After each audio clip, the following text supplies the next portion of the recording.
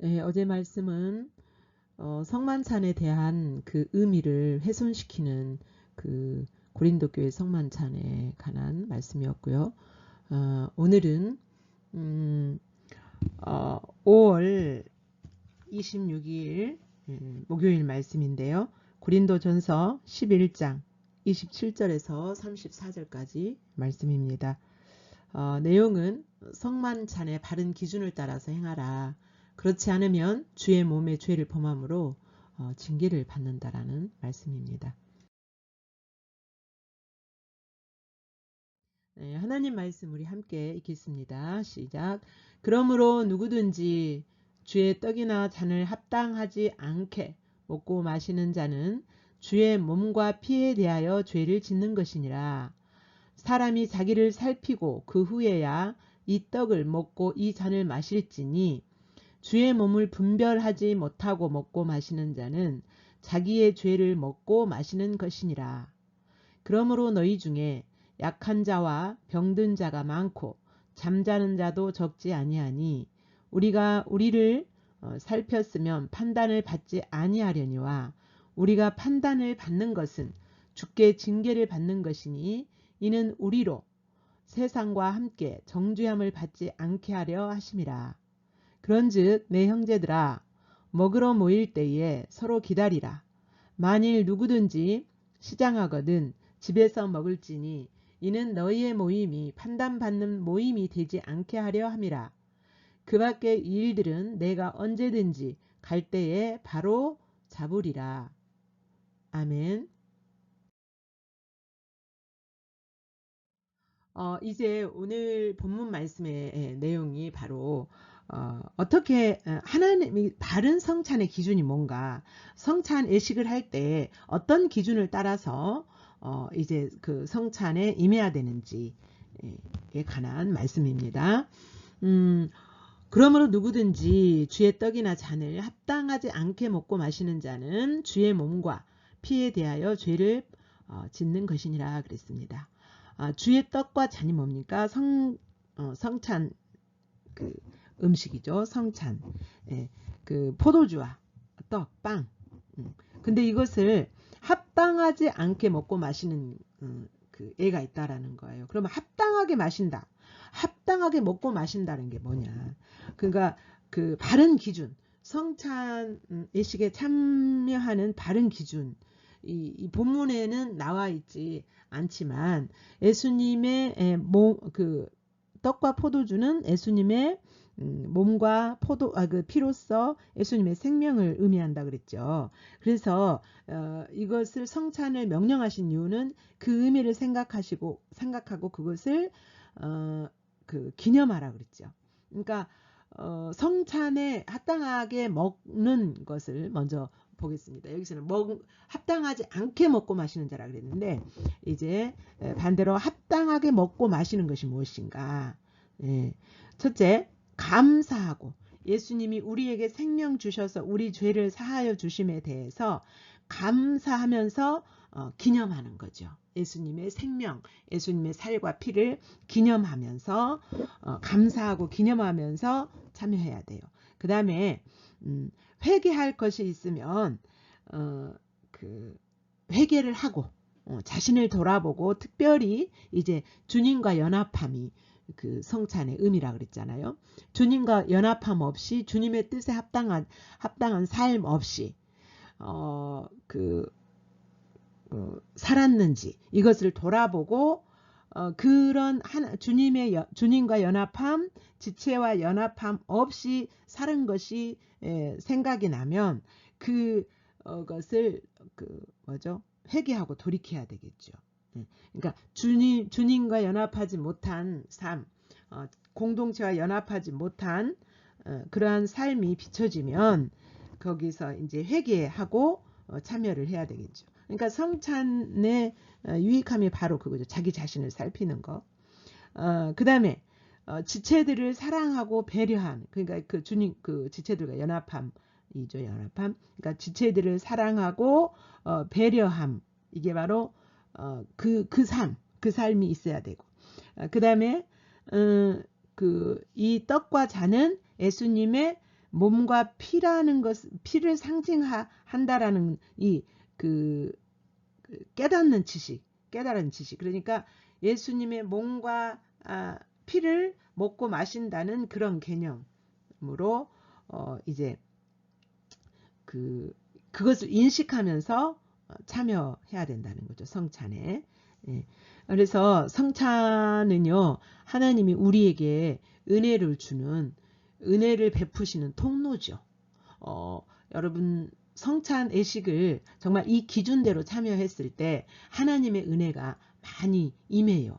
그러니까 감사하고 또 예수님의 살과 피를 기념하고 주님과 연합함, 공동체 연합함이 없는가 내 자신을 살펴서 거기서 돌이키고 회개하고 그 다음에 지체를 배려하고 섬기고 사랑하는지 이것을 돌아보고 그리고 이것이 바로 예수님의 살과 피라는 것을 의미하면서 이렇게 성찬에 참여하면요, 하나님의 은혜가 많이 회복되고 부어집니다. 하나님의 은혜를 이렇게 받는 임하는 통로가 바로 말씀, 깨닫는 말씀, 그 다음에 기도할 때, 성찬의식에 참여할 때, 이럴 때 하나님이 은혜를 주시잖아요.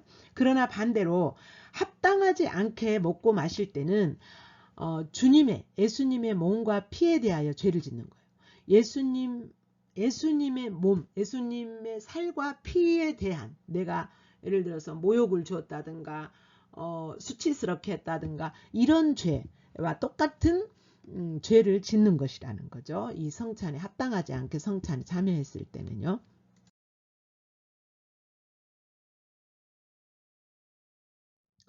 그래서 반드시 성찬에 참여할 때는 이런 내용들을 내가 합당한가, 참여하기 합당한가를 자기를 살펴야 된다는 겁니다. 사람이 자기를 살피고 그 후에야 이 떡을 먹어야 돼요. 살피고 죄가 있으면, 악한 것이 드러났으면, 내 안에 있는 것이 드러났으면 어떻게 해야 돼요? 회개하고, 네, 그리고 참여해야 되겠죠. 그 후에 이 떡을 먹고 마셔라.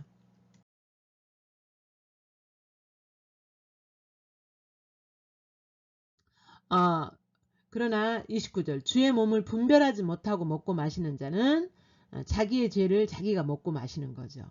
예. 그래서 여기서 주의 몸을 분별하지 못하고 먹고 마셨다는 것은 이것을 그냥 예수님의 그 살과 피라는 의식 없이, 그런 어떤 그 지식 없이 또는 의식 없이 인식 없이 그냥 배를 채우기 위해서 또는 그냥 인간적인 교제를 통하여서 즐거움을 채우기 위해서 이렇게 하는 것은 바로 주의 몸을 분별하지 못하고 먹고 마시는 거죠. 이 성찬의 의미, 성찬의 기준에 합당하지 않게 이렇게 먹고 마시는 자.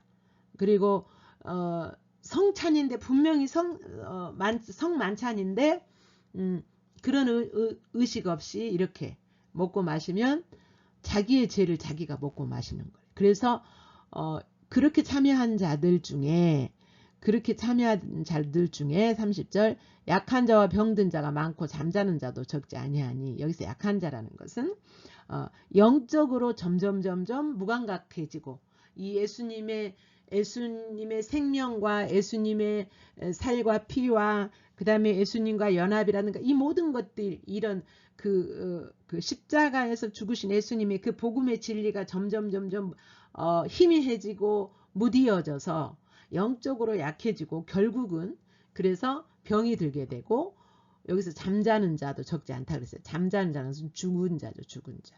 이게 바로 징계죠. 하나님의 징계죠. 예수님의 몸의 죄를 이렇게 범하고 그 죄를 자기가 범하는 그 죄를 자기가 먹고 마셔요.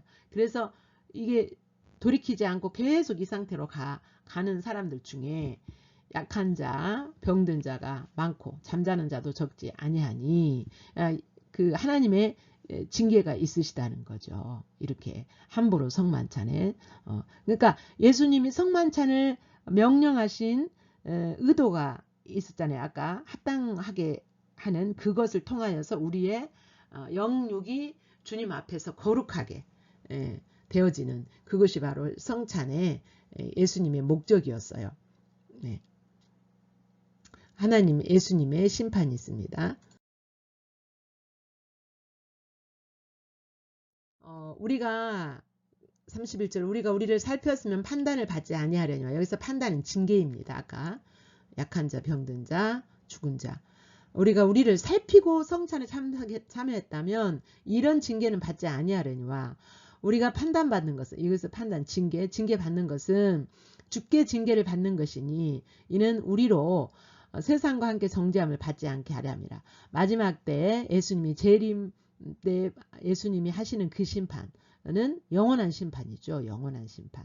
지옥에 가는 영원한 심판. 우리로 세상과 함께 정죄함을 세상 사람들이 받는 정죄, 그러니까 심판이죠.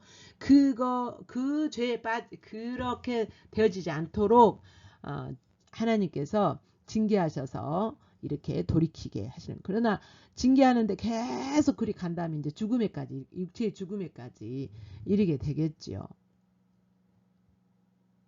정말 그래서 성찬 예식이 참 은혜스러운 거고 정말 귀한 예식 중에 하나이지만 우리가 이렇게 무분별하게 성찬 예식을 참여하면 오히려 우리의 영이 성장하고 진리로 반응할 수 있는 사람이 아니라 영적으로 무감각해지고 둔해질 수 있는 위험성이 또한 있지요.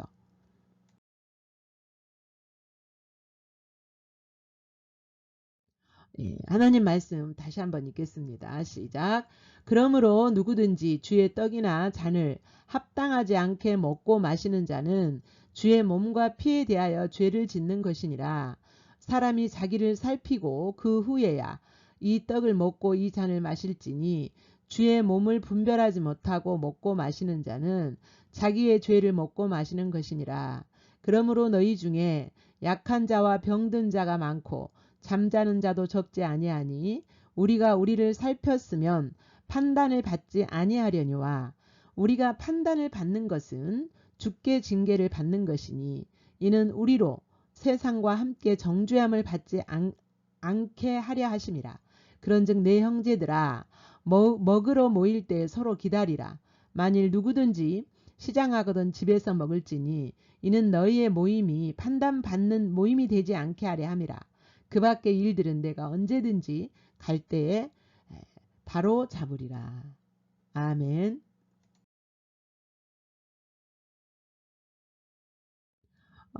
성령께서 깨닫게 하시고 비추신 하나님 또 비춰진 여러분의 모습 앞에서 바라보며 묵상합니다. 마음을 집중하시기 바랍니다.